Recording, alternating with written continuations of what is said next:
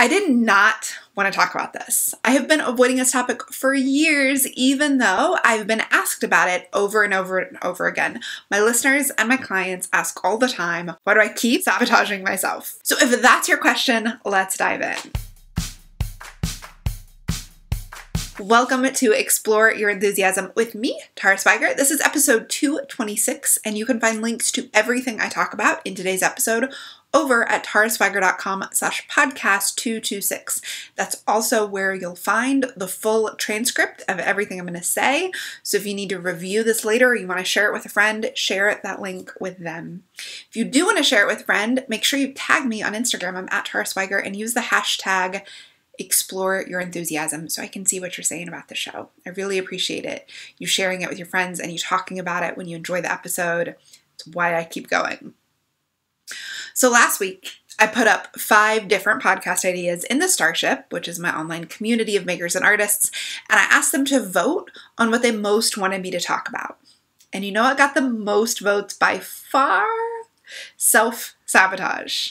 Why do you self-sabotage? So I've been asked this a lot, but I've avoided talking about it because I think in a lot of situations it's possible you're not sabotaging yourself. Sometimes I think that things that look like self-sabotage are actually you taking care of yourself. And I'll explain more what I mean in this episode. But I asked a follow-up question, both on the Starship and on Instagram, to ask, what ways do you often self-sabotage? And those answers helped me understand even more what people are talking about when they use this phrase. And I'll be honest with you, I haven't talked about this because this word doesn't really resonate for me. I'm not saying I don't do these things. I'm just saying I don't think about it as sabotaging myself. I think I often either put another dress on it, I call it something else, or I recognize that it's telling me something, the avoiding of taking action, which is often what we mean by self-sabotage, is telling me something I need to pay attention to. It's actually a lesson in and of itself. It's not just procrastination. So that's what we're going to talk about today. But let's look at when self-sabotage isn't self-sabotage. For example, if you wake up with a headache like I did last Friday and you decide not to work on your to-do list and instead you're in such pain you lay on your couch and eventually you just read, even though you have a big deadline and you have a big to-do list, would you call that self-sabotage? Now, since we're talking about me, I bet right now you're saying, Tara, you have a headache. You need to take care of yourself. Take the day off. There's no point in trying to work when you feel that badly. It's not going to help anything. Right? But if we were talking about you and what you say in your own head to you, I'm sure you'd say, oh, I really should have worked. You know, I had a headache and I couldn't focus, but then when it went away a little bit, I really should have immediately got down to work. I have things I know I'm supposed to do. I totally sabotaged myself by taking the day off when I could have at least worked for some of it, right? The problem with that is that you hold yourself to a different standard than you would suggest to a friend. That's not taking care of yourself. So before we get into real self-sabotage, we got to get clear that every time you don't work, every time you take a break, every time you don't do something, it's not necessarily that you're doing it to ruin everything for yourself because you can't trust yourself, right? Because that's what you're saying when you say self-sabotage, is you mean you can't even rely on yourself because you muck things up every time you get the chance. Sometimes you're just taking care of yourself. Sometimes you're standing up for yourself. Sometimes you are subconsciously saying, I don't want to do this thing, and so I'm not doing it. Or this thing doesn't matter. Or this thing is a waste of my time, so you're not doing it. So first we got to understand that. It's not always self-sabotage when we call it self-sabotage. Now, when I asked you to share with me what it is you mean when you say self-sabotage, the Starship gave me some amazing examples, and this is what we're going to talk about today.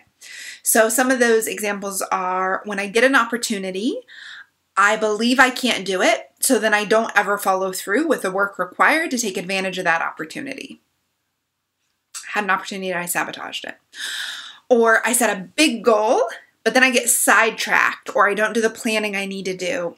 And when I don't work on it the first day, I think, well, all hope is lost, right? An example you gave is having a big plan and then not eating enough breakfast. So then you're grumpy and you can't focus all day and you think, well, it's all lost, and you chuck it out the window.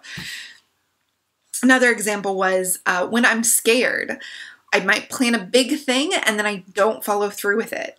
The example given was like a big launch where then I only send a couple emails instead of doing everything that I had planned to do that would have made it a real success.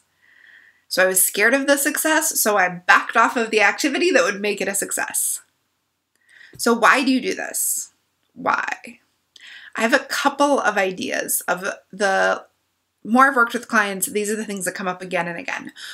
One, you are having more success, you are being more successful than your set point is comfortable with. So this is referred to as an upper limit problem in the book, The Big Leap by Gay Hendricks. I don't know if I've ever talked about this book on the podcast, but we talk about it in the Starship a lot. The premise of the book is that when you are changing dramatically, when you're growing, you're taking a big leap from where you are to where you want to be, you often run into the problem of your set point. Your set point is comfortable at a certain number of income. Your set point is comfortable with a certain level of love and affection and intimacy. Your set point is comfortable with a status quo. For some people, that might mean $1,000 a month. For some people, their set point might be $10,000 a month. For some people, their set point might be a lot of really deep, intimate relationships. Some people, their set point is like boyfriends that treat them badly. There's no judgment for where your set point is. It's just where you've gotten comfortable because that's where you've lived. There's a lot of stuff in your past that might have affected that, but the gist of it is you're here today and you are not doing the things that would move you to the next level because you are uncomfortable. And Gay calls that your upper limit problem, meaning you are coming up against the upper limit of your comfort, of your set point, and so you're running into problems and you're creating problems for yourself. Sometimes you see this when you're having success in your business, and so you start a big fight with your partner. Or things in your home are finally running smoothly, the schedule's all going well, the dishes are staying washed, and you totally aren't getting any work done. Sometimes we sabotage other areas of our life when one area is going really, really well. And the reason is because you're not yet comfortable in that new, bigger, better place. So that could be one of the reasons why you're doing it. The answer, if that's why you're doing it, is to get comfortable in that bigger, better place. Part of it is just recognizing that you deserve it, that you're worthy of it, the work you've done. I'll talk in a minute about how to work through the self-sabotage, how to stop doing it. But if that's your reason, you need to be aware, A, you're not alone. Everybody I've ever worked with does this at some point, whether it's that they're breaking ground on their new studio and so they stop paying attention to something that needs to be paid attention to, or they have their best sales month ever and they find themselves getting in petty arguments with their loved ones.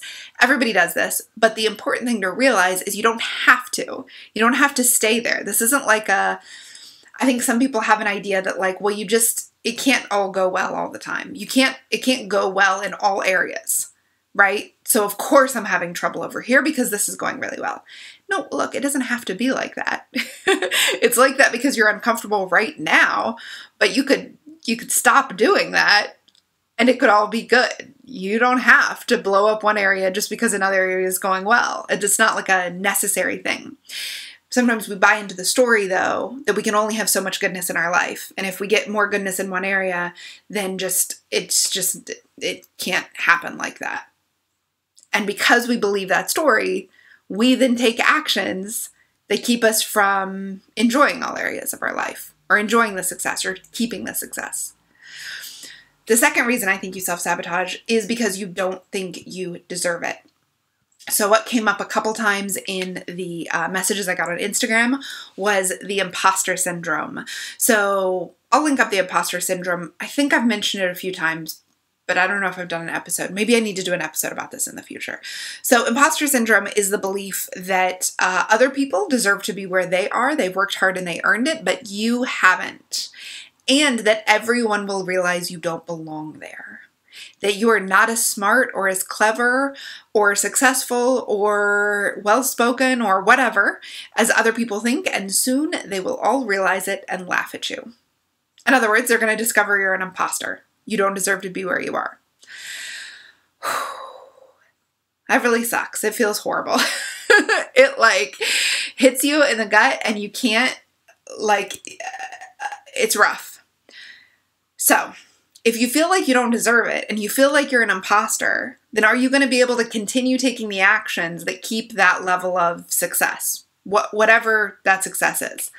No, you're going to stop doing the work, stop following through. You're going to not plan. You're not going to do what you know you need to do in order to deliver if you don't believe that you're worthy of the results you're getting. So you got to start believing you're worthy of those results. You got to do whatever you can to change your mindset about what you deserve to have and where you deserve to be. It's not easy, but you need to spend some time and attention on it. And it will get better. I can tell you, I used to have a massive imposter syndrome about teaching. Never mind that I started teaching because people were asking me questions and they really liked my answers. I still thought, why would anybody pay me to teach? They'll soon discover they shouldn't pay me to teach and that I'm not good and that they're not learning anything and that they hate me. Every once in a while I still have that, but very rarely now. Very, very rarely do I think I don't deserve to be teaching this. Unless I take on a new opportunity or something bigger comes up and then it hits me all over again. So this, by the way, these reasons aren't reasons to stop. They're just reasons to pay attention to. All we're doing is uncovering what's making you sabotage yourself so that you can stop. Now, the third reason why you self-sabotage is that you don't actually want what you're working towards. This is huge. If you are working towards a goal because you think you should, because you think other people want you to have it, because other people think that you should already be there by now, or because you're looking around comparing yourself to other people and you see they're there, so you should be there as well, but you don't actually care about where there is, you're not going to do the work to get there. Or you'll do some of the work and you'll peter out and you'll be tired and you'll burn out, you won't take care of yourself. All of this self-sabotage is because you don't actually want what you think, like you're sabotaging it because you don't want it. You know on some level you don't actually want it. Now, you might not want it because you think you're not worthy of it and because you think you don't deserve it. Or you might not want it because you think you can't handle it. You think that it will be harder and you're not sure you're the kind of person who can handle it. Or you might not want it because it might not be lined up with your values. It just might not be something you want.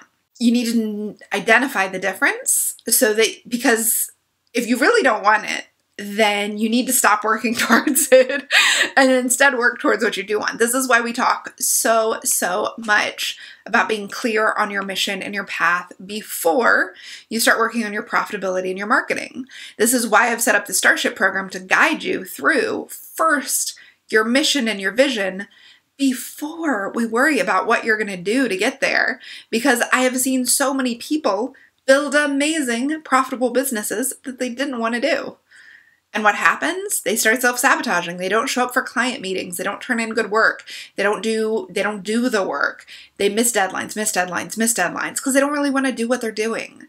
I've seen this in businesses. One of the first businesses I ever worked with, as like we called it idea partnering. I helped her like flesh out her ideas and then make a plan for how to make those ideas happen way back when I first started teaching.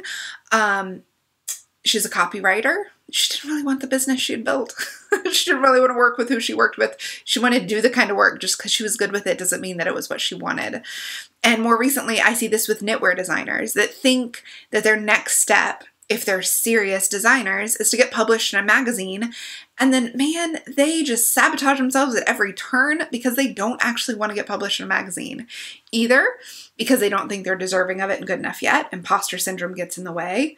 My reason number 2, or it's really just not something they care about and they really don't like the whole process, but they just feel like that's what they should do next because that's what they would do if they were real. You'll notice that each of these 3 reasons is actually self-care. It's you protecting yourself. You're protecting yourself from what you think you can't handle or from something you don't want. So maybe it's not helping to call it self-sabotage.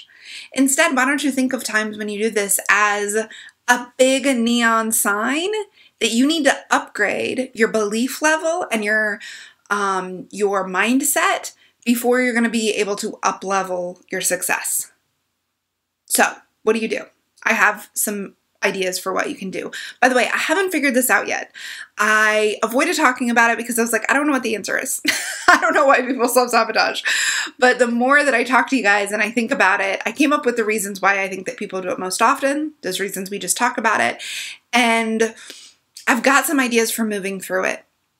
I'd like to hear from you, what works for you, what doesn't work for you. Share it on Instagram with the hashtag Explore Your Enthusiasm.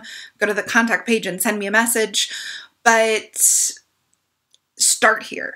If you don't start here, I don't know how you're going to get to where you want to go. This is where you start. Number 1, get really specific about what you're actually doing and why you did it. So this is super important because a lot of women tell me that they sabotage themselves and they can't trust themselves. Oh, whenever I make a big goal, then I totally sabotage it. I can't tell you how many Starship captains over the years have told me that. And I say, okay, well, what do you do? And they're like, I just do it all the time. I just never follow through. I never do it. I can't follow through on goals. And my answer is, well, let's just try. What's the harm in trying? You're going to set a goal. You're going to turn it into a plan because maybe that's why you didn't follow through is you didn't have a doable plan. We do that in map making, in my book, Map Your Business, or in the Starship. And then you're going to work on it week after week. That's it. You're just going to show up for it week after week. And sure enough, come to find out, they just really didn't believe they could do it. It wasn't that they did any specific thing. They just kept telling themselves, like the thing they were doing, the self-sabotaging activity was telling themselves that they self-sabotage. So this is just a belief about yourself. It's a belief not because it's true, but because you keep telling yourself that. So a belief is just a statement you repeat over and over to yourself. So as long as you keep repeating this and you keep buying into it and believing it, you're never going to be able to move forward. This isn't going to change until you decide, you know what's the harm in trying? Maybe I can follow through. And if you are having a hard time believing the opposite, which is I show up for what matters, I can do what it takes. That's the ideal point. In the meantime, replace it with something kind of in between, which is I'm not sure what's up, but I'm doing my best. I must be avoiding this because I'm protecting myself from something. I'm going to figure out what I'm protecting myself from, and I'm going to show up in little ways. So that'll help you move towards trusting yourself to show up by getting clear on what exactly you do. When you say you're self-sabotaging, what is that? And when do you do it? So this means not just saying, oh, I always do it, but getting really specific. Like in the Starship, when I asked you all what you do and when, you guys got specific. Like I had a launch and then I had planned to do X and Y and I only did X because I was afraid of what would come from it. That is a good specific example. That's what you need to do. If you're having a hard time identifying it, ask yourself the question, what am I trying to protect myself from? What am I afraid of?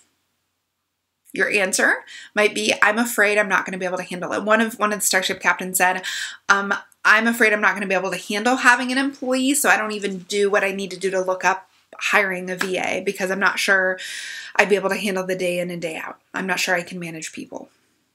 Okay, so that's what you're afraid of. Maybe you're afraid that you can't handle the success, right? Or maybe you'll say, I'm afraid that people are going to find out the truth about me is I don't deserve to be here, or I'm not actually good at this, or I don't think my bags are good enough to sell.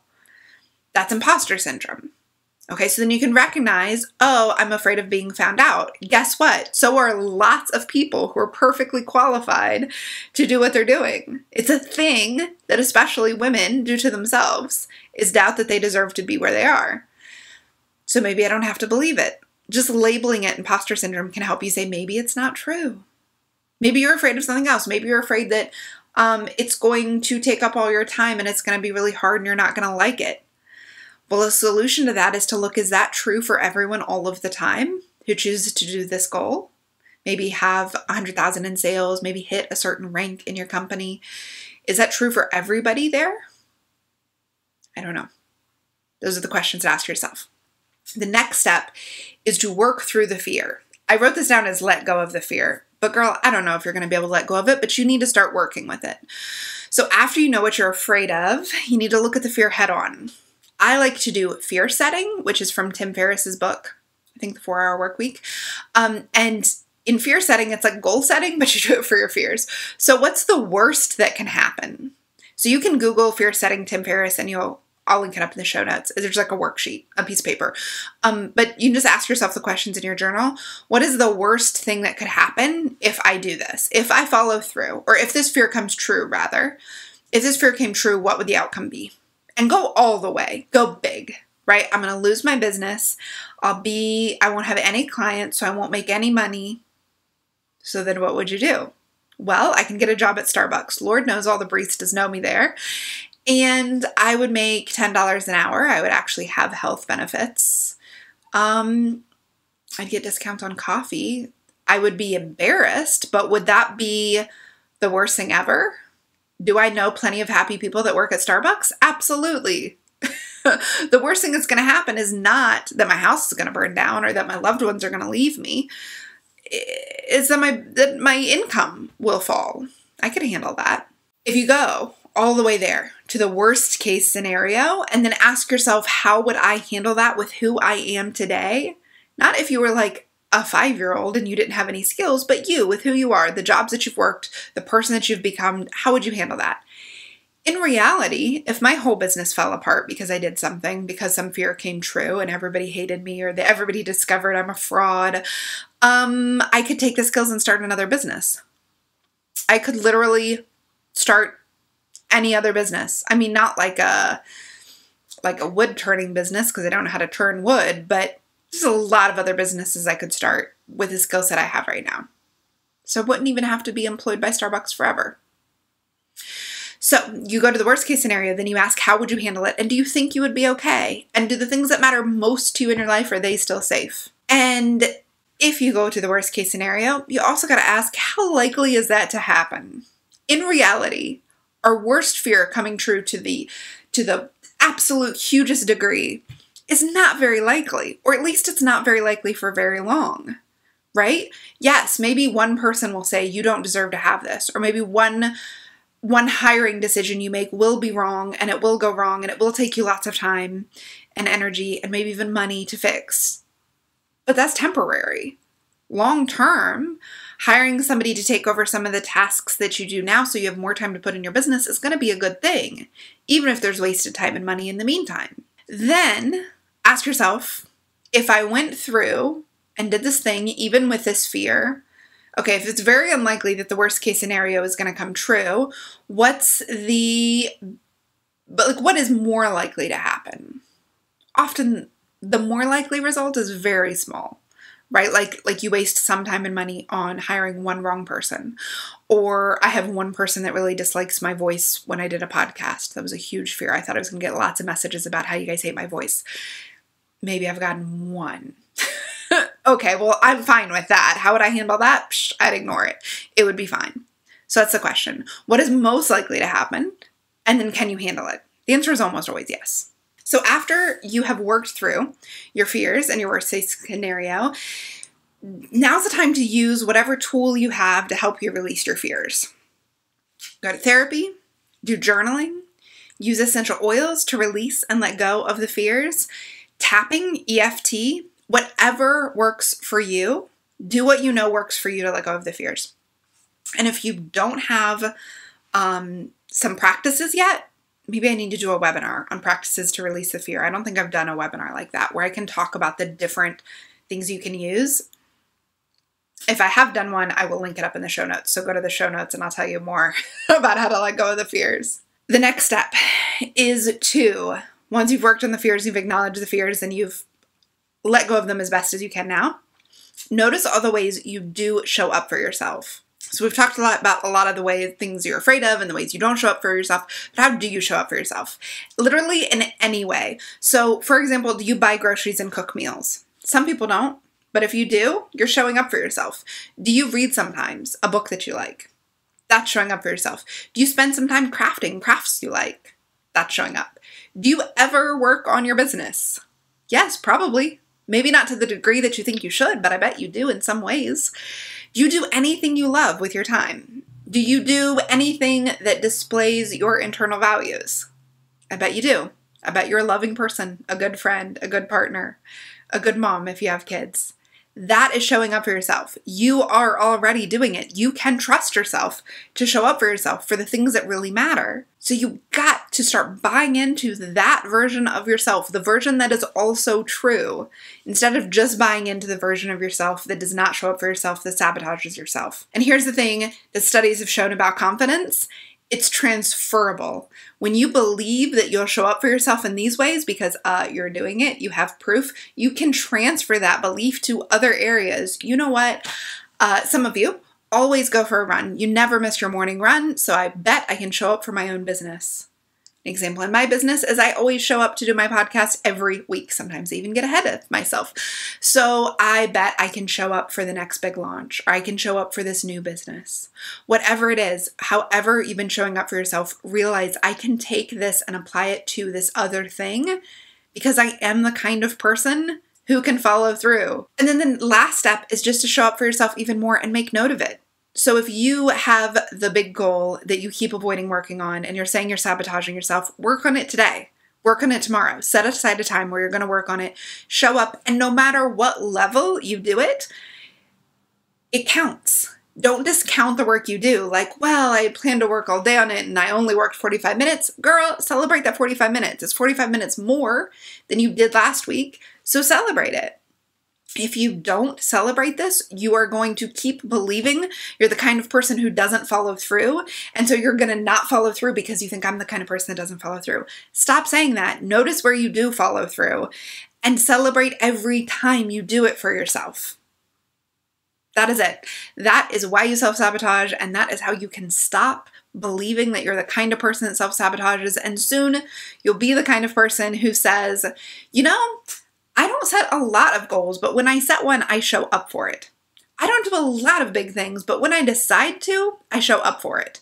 Because that's all that matters. You don't have to have a big, life-blowing launch every month.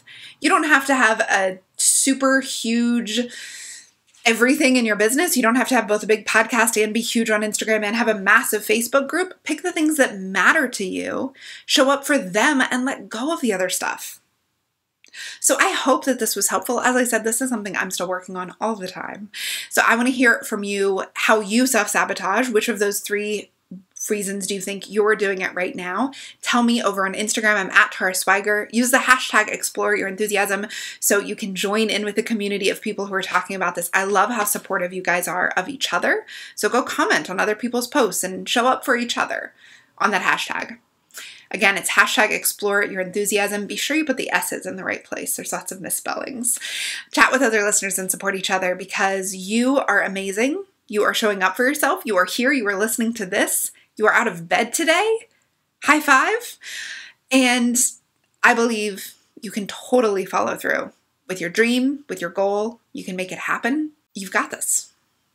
So I hope you have a day full of making it happen and it's full of enthusiasm.